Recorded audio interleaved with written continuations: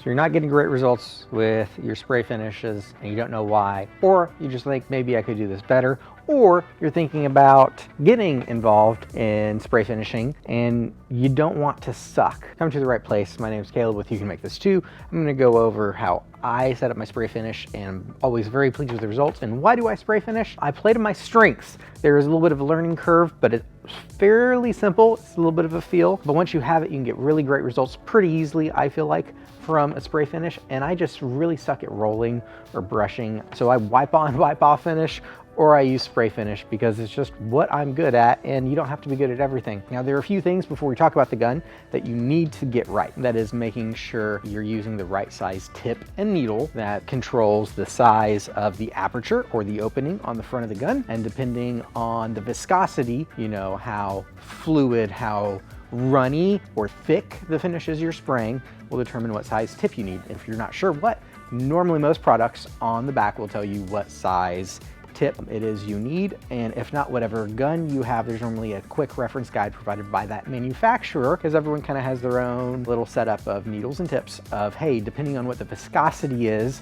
here's the size you need, and they normally come with a little funnel and tell you how to test the viscosity of your finish. If your product doesn't tell you, or your gun manufacturer doesn't tell you, they'll tell you how to figure that out. So just follow those steps, then make sure you're using the right tip and needle. And really, like on the Fuji, a 1.3 is pretty general purpose. I also have a 1.8 that works well for thicker stuff. I do spray some thicker stuff. So I have a 1.3 and a 1.8, and that covers all my bases, which for reference is normally Total Boat Halcyon, which is a water-based polyurethane finish. And I also do a lot of general finishes conversion varnish, which is a 2-part conversion varnish, which is a lot thinner. So that's what I use the 1.3 for. Today, we're going to be doing some examples with just some water with alcohol dye. Obviously, this is very runny, very fluid. So I'm using the 1.3, the thinner tip, smaller opening. So that's the first pairing you make sure. And also, when you put your product into your container you're going to be spraying through, you want to make sure you filter it. So you can use the little paper filters like this that are hopefully clean. Make sure your filter's clean. I like to use the 3M PPS. I think this is the 2.0 system. And so my caps actually have a filter built into it. Depending on what I'm doing, a lot of times I actually skip the pre-filter because I'm filtering as the product goes into the gun. Just something to be aware of. So why aren't I using the Fuji cup that comes with it, and I'm using the 3M instead? Basically cleanup. This is sort of a disposable system where you have this cap with the filter built in, which I like because that saves time. And then all my product just goes in this thing. And I can normally get several uses out of these. Like I can go through a whole finishing session on a project. So it's not like every time I fill the gun, I'm creating more waste, but that just makes cleanup super, super easy. I can just throw that away and I'm pre-filtering. That's why I have this system instead of a regular. But if you have the regular, pour the stuff in the cup and then you gotta clean the cup out, those work great too. Oh, and on controls for the gun, right? A lot of guns are different. Normally at the bottom, you're gonna have some type of air controller, air inlet. I have one on my hose, but I'm also using a turbine driven system that has a speed control on the turbine. We'll get to that. This is my fluid control. And then I have fan control. A lot of guns will have 3 knobs on the back. If you have 3 knobs on the back, that'll be air, fluid, fan. If you have 2 on the back and 1 down here, this will be air, fluid, fan. That's the way it goes. Another thing I like about the Fuji is the fact that it's all different, so you don't inadvertently grab the wrong nozzle, and it kind of makes sense to me to have the fan control up on the side. It just does. So let's talk about getting your settings right. And when you're spraying, how you actually spray, there's definitely some techniques to keep in mind. But if you just don't have your air, fluid, and fan pattern dialed in right, and that's probably the most confusing thing, you're just really gonna struggle to get good results. So I'm using a turbine-driven system. A lot of people might be driving their gun off their compressor. You're driving it off your compressor wherever your supply line is. You don't wanna be setting your pressure down at the compressor or at your supply and then running through a long hose, because you're gonna be losing pressure. So whatever you set it at there isn't the pressure you're actually getting at the gun. You're also kind of sacrificing some storage capacity. So keep that pressure up, 125, 150, whatever that normally is. And then at the gun is where you want to have some type of regulator dialing down to the gun pressure, which for most is around 2 bars or somewhere in the 25 PSI to 35 PSI range is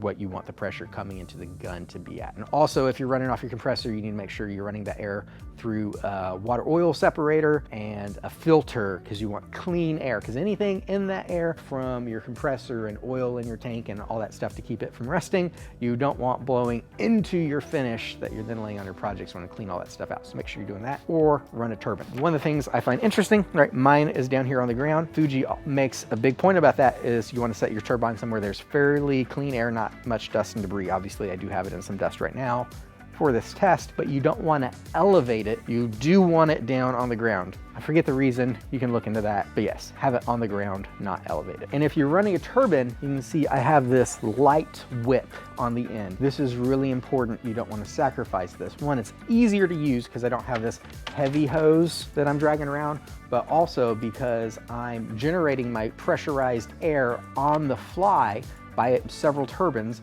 There's a motor in there that's also heating that air up. And if I'm blowing hot air into my gun and finish, that's going to make it cure prematurely, especially since we're atomizing that finish. I don't want that to happen. I want my finish to cure on my piece, not in the air before it hits my piece. So the other important function that this does is this cools, helps let the air release heat before it gets to my gun. So if you're really struggling to finish and you're running a turbine and you don't have one of these cooling whips, that might be something you need, because you should have one. Also, I have a speed control on my turbine. If you don't have one on your turbine, you can get regulators for on your gun that actually measure, or even just this valve, because I'll actually just use this valve, as I'll talk about, to dial air back at my gun instead of always changing at the turbine. I get the turbine set where it needs to be, but then on the project, as I'm changing my fan control and I might want a little less air, I'll just do it right here, not go back to the turbine. So yeah, let's do some initial spraying.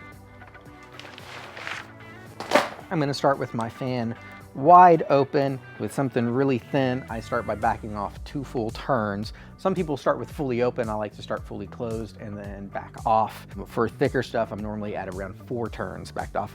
Now on the Fuji, it actually has numbers on the back to help keep track of quarter turns, half turns, and where you are. I'm going to start quite low pressure. Woof. No water, that's a lot. So yeah, we can dial this back. Interesting. Oh, I didn't have it actually on the gun good. Don't record this. This is not helpful to anyone. That's why it was dripping too. I wonder what was up with that. So maybe water is a bad idea. So lid on crooked. It's just blowing through all the seals. Oh, this cap is broke. That'll screw you up. This water is not wanting to behave. I think I'm going to get actual finishes because that's just a hot mess. Okay. All right, now take 2 on how to set up the finish gun. I tried doing a test with water just so I wouldn't waste product. Not a good way to try to practice. Just get some really inexpensive finish. I'm just running some white paint, and I did thin it a little bit just because I have sprayed this before and I know it does spray a lot better thinned with this tip. I like to start fully tight, and then I backed off 3 turns as a starting point of how much fluid I'm going to release. I'm on full fan, and I'm going to start with kind of low pressure and show you what that looks like. Okay, a few things to see here. We have a whole lot of really big dots. Also, we do not have full coverage, even though that wasn't a very long spray. Obviously, I need more material, and also I'm not pushing enough air because I have all these big clumps, so I need more air in order to atomize this material. And you also never want to adjust more than one thing at a time, so we'll start with just more air until we atomize and get more of a smaller drop pattern. Okay, now it's kind of fading, but you can definitely tell we went from super clumpy to smaller. Now we're pretty fine. I'm pretty happy with this, only a few kind of outlier bumps. So we might have to go up with a little more air, but I want to finish my fan off. So now we're going to start adding material. That's pretty light. I'm at 3 turns. I'm just going to add another whole turn open. Do another half turn. Now we're getting somewhere. It looks really funny on paper. So I increased my air and I increased the fluid until I liked the pattern I was getting. The reason you don't want to go excessive air is you'll start getting a whole lot of overspray. The material will hit and then bounce off. So if you're spraying and you feel material coming on your arm or your face, a lot of times if you want to kind of check that, you can hold your gun, put your hand beside of it, and if you feel material bounce off your surface, way too much air, you need to start backing off. But instead of starting high and backing off, I like to start low and just work myself up to the sweet spot, because then I'm going to get the least back spray possible and still get the pattern I like. And then I just worked up to the fluid to get the coverage I like. Now it was looking kind of funny on the paper. The paper, got wet and then got all wrinkly. So I got a piece of wood once I thought I was close. and I did one quick pass, and I'm pretty pleased with this. Of course, you'll notice this is not full coverage. Here's the thing, if I went for full coverage on this, I'd be laying down so much material, I'm starting getting drips. Another thing I think people mess up with spray finish particularly is going way too heavy. More really light coats is going to give you a much better finish than few heavy coats. It's also going to dry faster. A lot of times with water-based finishes, if your project is more than just a small box, by the time you finish spraying everything, you can normally go right back to the beginning and start spraying again and just build up your coat. So I'm quite happy with that as a fan pattern, but you're not always working on a panel. Sometimes you're working in corners or little inside spots. When you do that, you might want to roll down and do a little dot. But here's the thing, as we compress the area, because we were spraying a big area, now we're spraying a small area, we're probably going to have too much fluid and too much air, because we don't need as much air in order to put the material on a smaller spot. And also with a smaller spot, we need far less fluid. The reason we don't want to be laying down more fluid is that's how you start to get runs really easy. Runs are also bad. That's the other reason you want to do light, thin coats, less chance of running. So even if you're dialed with your wide fan for doing your wide faces and panels and everything's great, be really careful when you crank it down to like hit the edges of a tabletop or the corners in a cabinet if you don't also pull back your fluid, because you're probably gonna get runs. So I'm only changing my fan pattern. Let's take a look at it. All right, so if we come in close, that was a really short tap, and that's too much material. That was a little bit longer pulse, and it's way too thick. This was 2 taps on the fan, and it's slightly heavy since I tapped instead of moving. That was also a little bit of a long hold, not really long, just a good pulse on the dot, and that's way too much material. The only thing I changed was the fan pattern. So this demonstrates what I was just saying about when you're wider, you can get away with less material, but if you condense that, you need to pull back your fluid. Likewise, if you've dialed in for your dot, and then you open up to a fan, you need to add fluid. So if that dot's perfect, then you go to fan, make sure you add fluid. So let's start dialing back our fluid until we're happy with the fluid on the dot.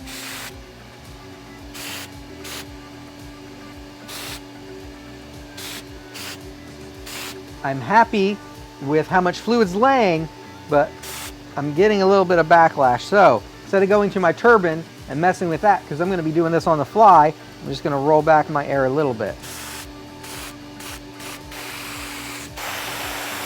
Much happier with that. As a run, that looks pretty good for the dots. Whenever you're doing your project, it's nice to get out a scrap and decide how much you're going to be, if you're going to be doing more tight work or more wide panel work. Most of the time for me is a lot of wide panel work and a little bit of tight work, because I'm spraying the tabletop, big flat surface, but I want to hit the edges.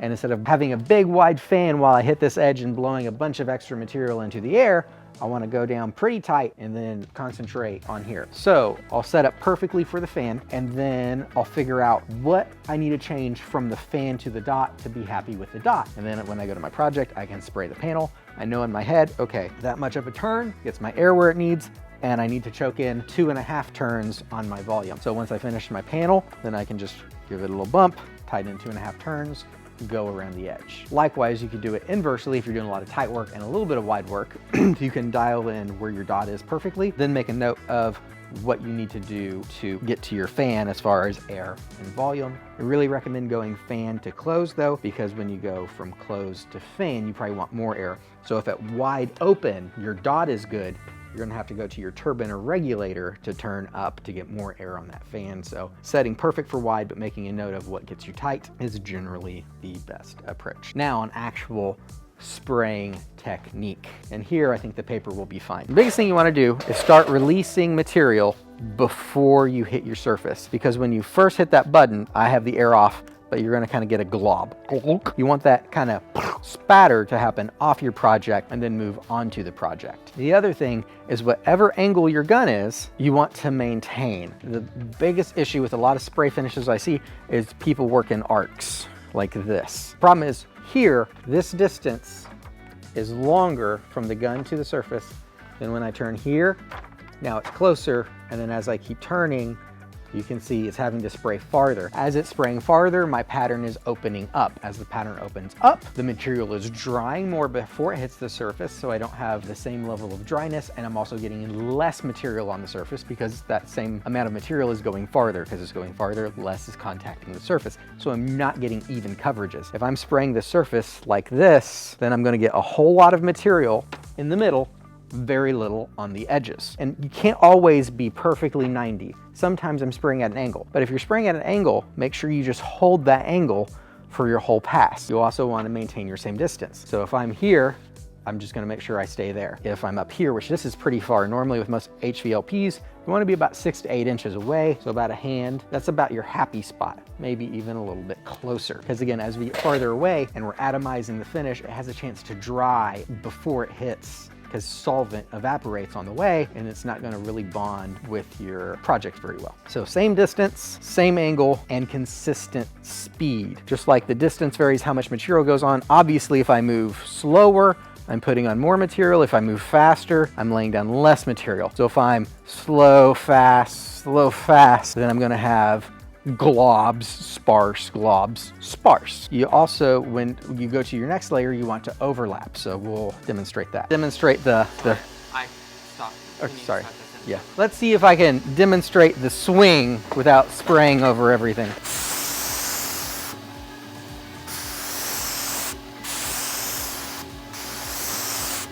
You mind hitting the switch on that? So as you can tell, kind of doing that swing, a lot of material in the middle, far less on the outside, so it's kind of globbed and then it sparses out. And also my pattern is kind of an hourglass. I'm wider here as it was farther, gets tighter and globbier, and then opens up and is not even coverage. Bad technique. Now let's try inconsistent speed, good distance, good angle. Now, obviously you're probably not gonna be that bad, but as you can see where I was slow, really globbed on, if this was a vertical, it would be running, and then we're quite sparse. We do not have solid coverage. And then same thing, another glob, and then it kind of sparses out. Consistent speed. So let's try all the things right. Consistent distance, consistent angle, consistent speed.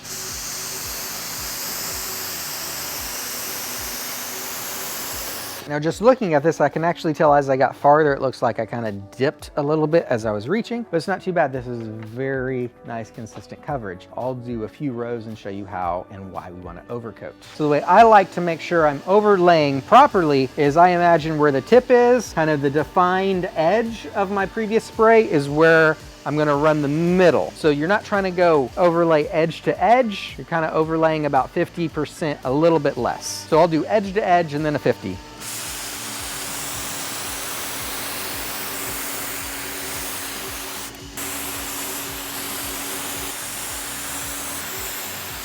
Here, I did 50% overlap. It's very nice and even. There's a few places it's a little light where you can tell I didn't quite do it perfectly. That's okay, this is the first coat. As we build those coats, my slightly thicker, slightly thinner spaces, because it's never gonna be perfect, are gonna be in different spots and it's gonna balance out to be fantastic. Here, I had that one big test edge I tried to do, so then I tried to do another edge to edge, and you can see we have a whole lot of streaks of heavy spots and light spots because I was trying to go edge to edge and not overlapping, not giving myself a chance for all those airs to overlap and balance out and flow. Consistent speed, consistent distance, consistent angle. Make sure you start off and follow through. So you want to be moving before you pull that trigger and pull that trigger before you hit your project. Then we come off, release the trigger, and then stop moving. You don't want to get to the end, stop moving, and release the trigger because you'll glob at the end. Get off the target.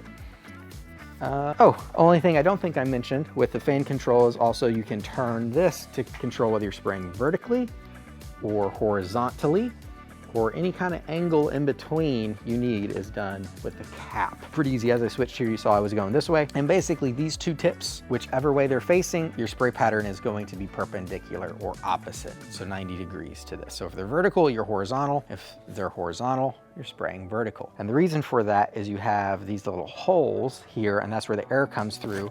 And so really you're blowing out of the tip in a circle, and the air is coming through those fans. Is what the fan control really does, is control how much air, instead of coming around the tip, goes to the outside to this air cap.